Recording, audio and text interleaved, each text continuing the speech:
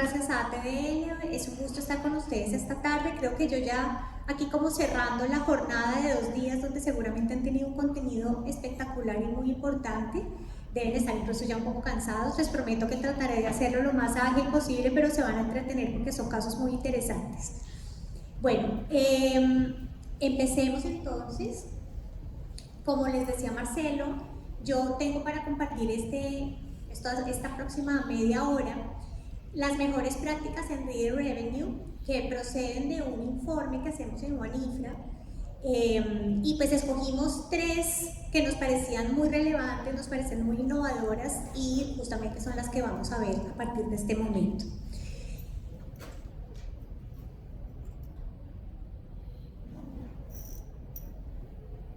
Perdón, señor técnico, aquí me está saliendo algo extraño.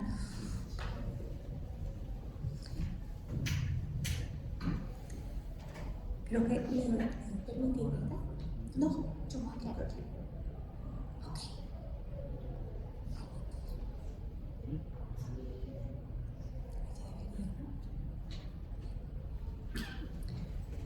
Bueno, les cuento un poquito antecedentes del informe. Sabemos que la publicidad continúa siendo la fuente de ingresos más importante para los publishers a nivel, sobre todo en Latinoamérica y Asia.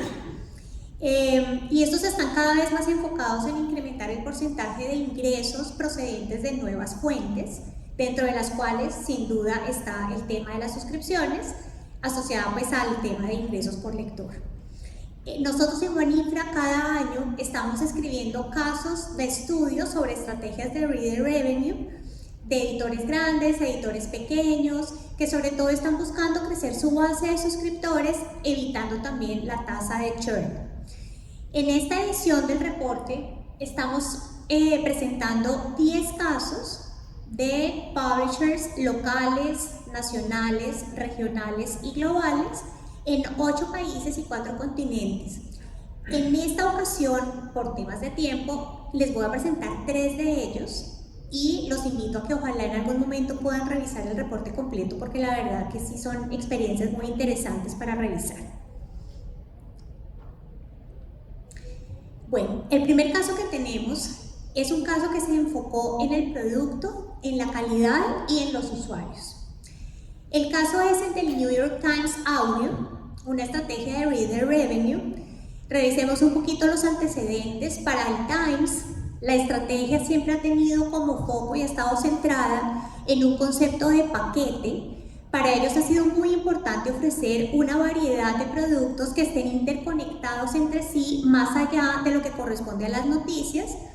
Y este es el objetivo primordial que tiene el Times: ser un destino integral de noticias. Entonces, basados en esto, decidieron hacer una estrategia muy interesante, con la cual han logrado un éxito notable con su aplicación de audio, que ya supera el 1.000.000 de descargas en los primeros 6 meses. Veamos entonces cómo fue la implementación. Básicamente, el New York Times hizo el lanzamiento de su aplicación de audio, destacando su compromiso como un medio de innovación que está buscando la mejora continua de la experiencia del usuario. Adicionalmente, buscaba generar un valor agregado a los suscriptores existentes, ofreciendo también una dimensión adicional a los productos principales que tiene el medio, pero sobre todo buscando fomentar un mayor compromiso y sobre todo una mayor retención de los clientes. Vemos aquí la imagen de la aplicación.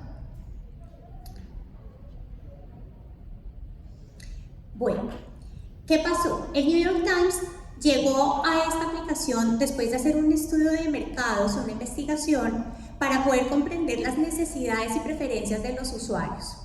Esta aplicación se desarrolló teniendo en cuenta una serie de insights que salieron del estudio. Y básicamente de estos insights surgió la necesidad de ofrecer contenido que fuera oportuno, pero sobre todo muy bien curado para poder satisfacer las demandas que tiene este usuario. Se identificaron 5 puntos clave sobre lo que podrían ofrecer, que los voy a compartir a continuación. El primer punto está relacionado con la oportunidad. Siendo el New York Times una organización de noticias, tuvieron la oportunidad única de poder ofrecer contenidos que fueran reacciones de la audiencia a las noticias, pero de una manera mucho más oportuna que otras plataformas como por ejemplo Spotify y Apple. El segundo punto es lograr una curaduría editorial muy enfocada. ¿Por qué? Porque ellos reconocieron que los usuarios tenían muchas dificultades para descubrir y encontrar ciertos contenidos, por lo cual para ellos fue importante poder definir una curaduría muy específica que permitiera ofrecer contenidos de muy buena calidad, pero simplificada, de forma tal que entonces los oyentes pudieran encontrar lo que estaban buscando. El tercer punto son la forma como lograron que hubiera una intersección entre el producto y la programación editorial. ¿Qué quiere decir esto? Que al ellos crear su propia plataforma, tuvieron una oportunidad de poder crear espacios para que estos usuarios consumieran audio, pero combinado con el periodismo, y eso generó una muy buena experiencia de usuario.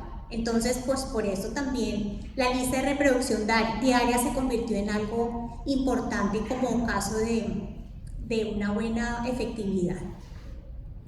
En cuarto lugar está satisfacer las necesidades de la audiencia. Aquí vemos cómo ellos hicieron un muy buen ejercicio para asegurarse que la aplicación tuviera todas las funciones que los usuarios normalmente estarían esperando de algo de esta naturaleza, como por ejemplo una buena capacidad de descarga, tener un buen contenido para descargar, la velocidad de reproducción, entre otros. Aquí vemos algunas imágenes de la aplicación.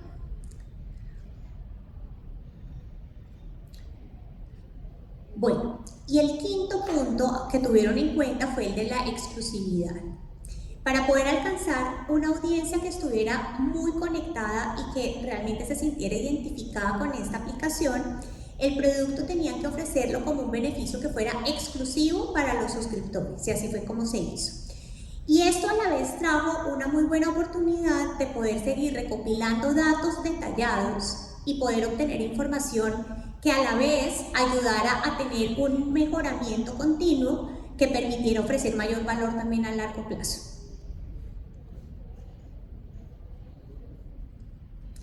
Aquí vemos una promoción de cómo hicieron un cross-product para poder ofrecer varios servicios integrados. Bueno, de esta experiencia, el New York Times encuentra básicamente 6 requisitos para crear productos digitales de éxito. Los voy a compartir con ustedes en este momento. El primero es que es muy importante tener un modelo de negocio que sea robusto y que además esté alineado con la misión que tiene la casa de medios desde el punto de vista del periodismo. Se debe entender que sí o sí hay que encajar con la estrategia empresarial general que tiene la compañía y obviamente que ayude a cumplir las métricas que se han establecido. En segundo lugar, el que ya hemos mencionado anteriormente es conocer a la audiencia. Hay que hacer análisis exhaustivos, no solamente de la competencia, también las tendencias del mercado. Implica analizar, no solo desde la forma cuantitativa, sino también cualitativa, los aspectos que permiten entender quiénes son esos usuarios a los que nos estamos dirigiendo. Tercer requisito, crear una experiencia de usuario única.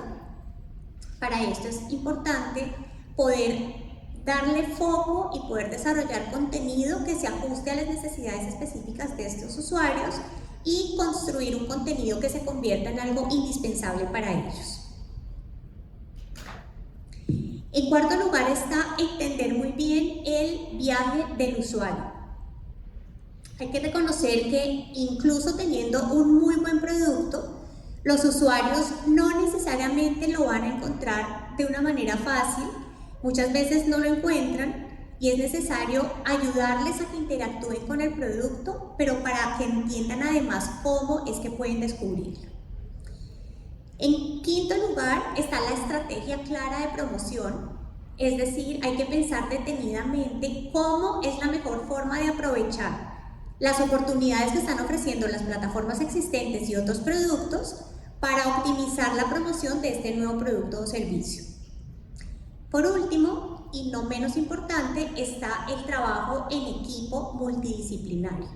Si queremos crear productos digitales innovadores, es muy importante tener un buen equipo que logre un trabajo en diferentes disciplinas y que pues, permita que esto se desarrolle de la manera que se espera. Entonces, estos requisitos son importantes para que los lleven como aprendizaje. Ese era el caso del New York Times. Vamos ahora a ver un segundo caso que hace foco en los datos, la modelización y el A/B testing. Este es el caso de MediaWhois. Es una casa de medios propietaria de más de 30 marcas de noticias en Bélgica, en los Países Bajos, en Irlanda, en Luxemburgo y en Alemania. Veamos que para ellos se presentaban dos grandes desafíos. El primero, poder convertir clientes potenciales en suscriptores digitales, y el segundo, el poder retener su base de usuarios actual. Básicamente, para poder abordar estos desafíos, el equipo de datos de MediaWhois desarrolló modelos de propensión enfocados primero a la compra, segundo al Next Best Action, tercero al churn, para poder reducir no solamente el trabajo manual que implican este tipo de estrategias y de digamos, modelos, sino también para poder incorporar la información basada en los datos y teniendo en cuenta el viaje del usuario desde el punto de vista de la adquisición y de la retención. Y aquí entraron entonces con pruebas A/B. Con esto descubrieron de las pruebas A/B y sacaron dos conclusiones que por un lado tienen un pro que es importante resaltar, y es que definitivamente las pruebas A/B son esenciales para entender de la mejor forma posible cómo registrar, convertir y retener usuarios. Sin embargo, también tiene contras. La primera de estas contras es que estas pruebas A/B, cuando se hacen de manera continua, implican muchísimo más trabajo manual, lo que a la larga puede de alguna manera verse como un cierto caos, sobre todo actualmente en esta economía tan retadora que tienen las suscripciones. La segunda dificultad de las pruebas A/B es que cuando se corren varias al mismo tiempo, se vuelve un poco difícil identificar cuáles son las estrategias que están funcionando mejor. Y la otra, que tampoco ayuda mucho, es que lo podríamos llamar de la manera así, la perspectiva de que el ganador se lleva todo, y es que desafortunadamente, aunque sabemos que en las pruebas A/B una variable puede superar claramente a otra, si ignoramos a los usuarios para quienes la otra variante funcionó mejor, puede ser pues un problema, porque a la larga no nos va a permitir ni personalizar ni diferenciar. Aquí tenemos un ejemplo de modelo donde dicen justamente lo que yo les acabo de mencionar respecto a poder tener en cuenta también a la variable, digámoslo así, perdedora. Bueno, estos modelos de propensión lo que le permitieron a MediaWhois es anticiparse a las acciones. Básicamente la modelización comprende ciertos pasos. Lo primero es poder crear ese modelo de predicción. En segundo lugar, empezar con todo un proceso de recopilación de datos, tanto de origen como de comportamiento. En tercer lugar, hacer una limpieza de los datos y poder desde ahí y a partir de ahí identificar ciertos patrones. Y por último, ya llegar al punto final, que sería hacer las predicciones. Aquí les comparto esta frase de Jessica Ulte, que es la Data Science Business Partner de MediaWhois, quien básicamente dice que los modelos de Machine Learning son muy buenos para poder identificar las tendencias anteriores, pasadas, etcétera, de un conjunto de datos relevante, poder a partir de ellas predecir cuáles podrían ser los nuevos patrones de comportamiento para estos nuevos usuarios. Y esto a la vez ayuda a dividir el gran conjunto de usuarios en diferentes subgrupos, de donde, por ejemplo, para ella se pueden encontrar básicamente uno de personas con muchas probabilidades de compra, un segundo de personas que podrían eventualmente comprar y un tercero de personas que ella llama causas perdidas. Bueno, entonces, viendo que para MediaWiz fue importante la modelización enfocada hacia tres objetivos: primero al pago y a la compra, segundo a la siguiente acción, a la siguiente mejor acción, y tercero al churn. Empecemos con la de pago. En este caso, el modelo de propensión entrenado con datos requiere un esfuerzo manual que se vuelve un poco difícil de llevar hacia adelante, y cuando está enfocado al desarrollo de audiencias diversas puede aumentar el caos claramente, porque son tareas que se están realizando de manera continua. Aquí la clave no es propiamente tener un modelo predictivo, sino lograr automatizar estas tareas diarias para poder mejorar también el viaje del cliente de manera personalizada, que es lo que en última se está buscando.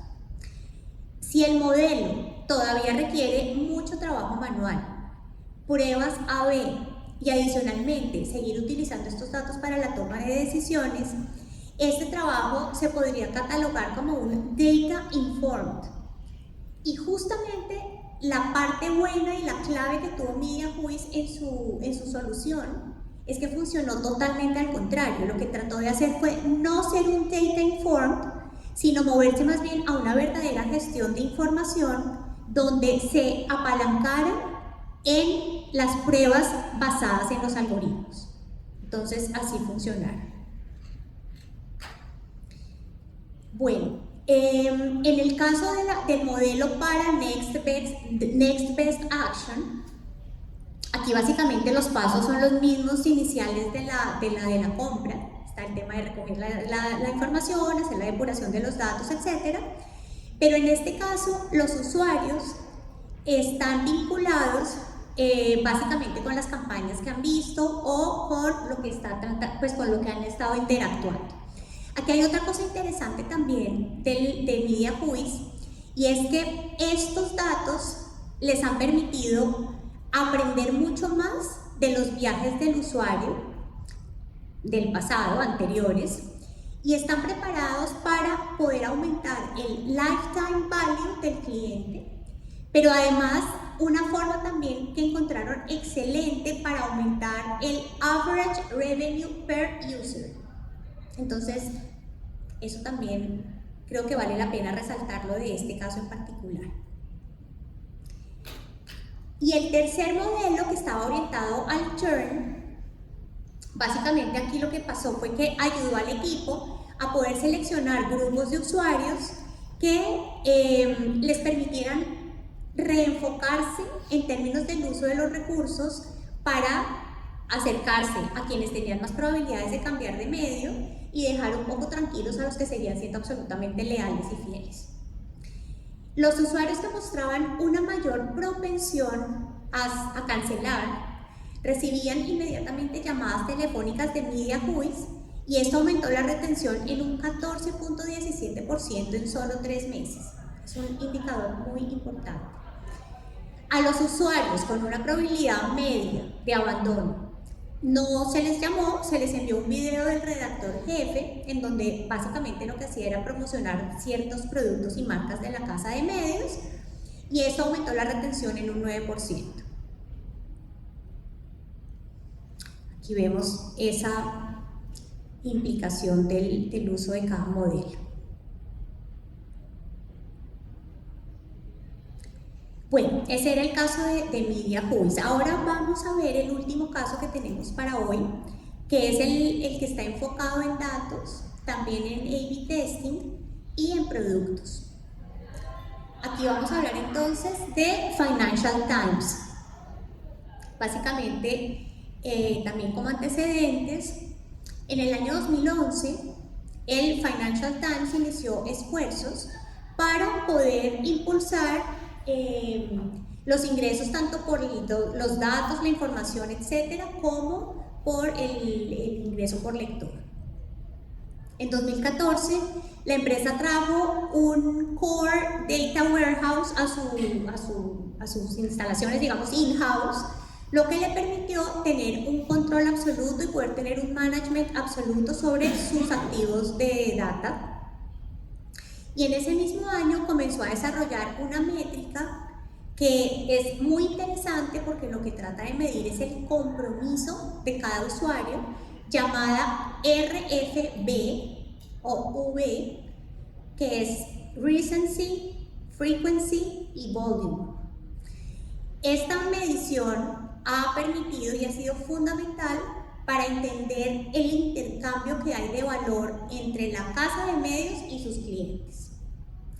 En el año 2019, el Financial Times estableció o creó un centro de información interno que se llama Insights Hub, que además les está permitiendo a los empleados de la compañía descubrir muchos conocimientos que ha generado el medio a lo largo de los años. Bueno, aquí han encontrado varios insights relevantes e importantes. El primero es que según estos ejemplos pues, que estamos viendo del Financial Times, un lector reconocido para ellos que eventualmente les haya permitido tener información demográfica muy básica vale casi 2 veces lo que un usuario anónimo. Los usuarios que están dispuestos a proporcionar información personal sobre sí mismos son 3 veces más propensos a convertirse en suscriptores. La personalización del contenido para ellos ha generado un aumento del 10% en las tasas de conversión. Y este enfoque del Financial Times en las suscripciones ha impulsado de una manera muy importante la recopilación de datos y de información de los usuarios. Aquí vemos esos porcentajes de manera exacta, cómo funcionó. Bueno, hablemos un poquito de la métrica que están utilizando. Esta métrica RFB, Recency, Frequency and Volume, es una métrica que analiza un periodo de 90 días. Con esta métrica, el Financial Times pudo descubrir que con pequeños aumentos en el compromiso que se ven en el extremo inferior de una gráfica que les voy a mostrar ahora, tienen una incidencia muy grande en la reducción de la tasa de churn. Un usuario para ellos que se considera comprometido quiere decir que ha logrado un puntaje RFB superior a 18,2.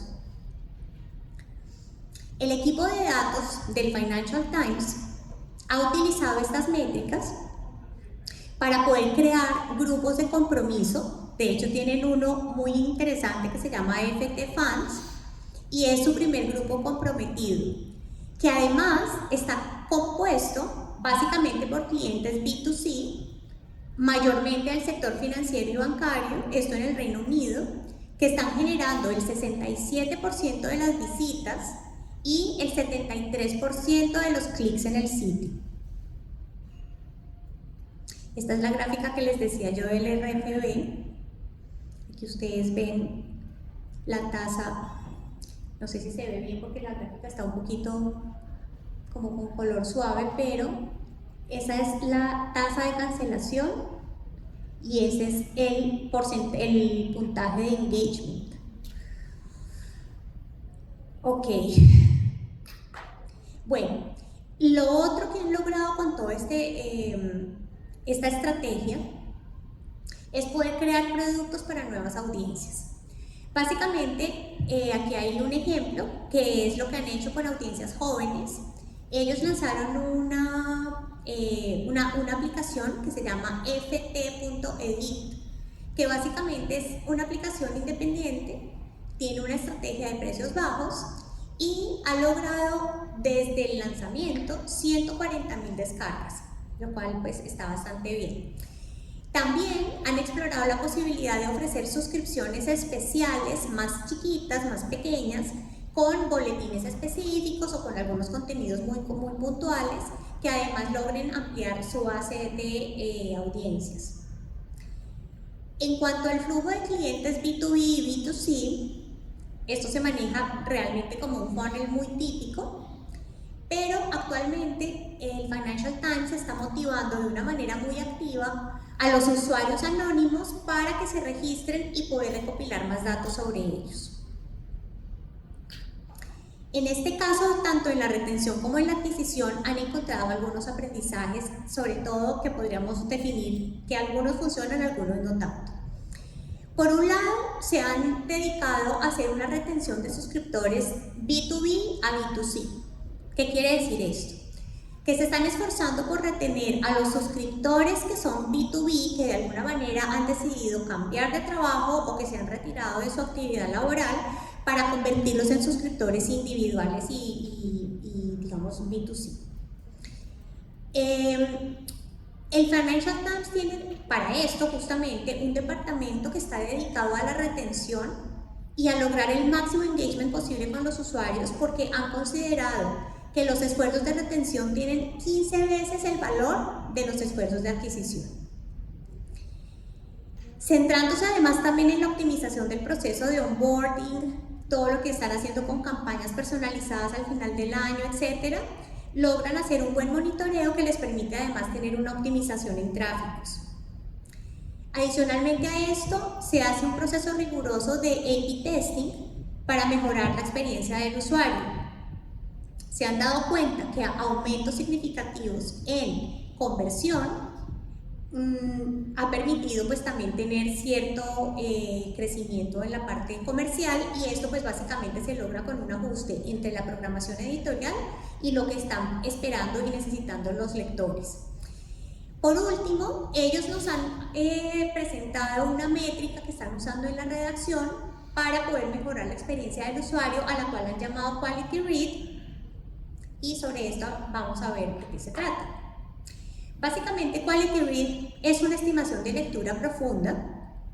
Se expresa como un porcentaje de todos los lectores que han hecho clic en un contenido en particular, pero que no alcanzan a llegar o que no deciden llegar hasta el muro de pago.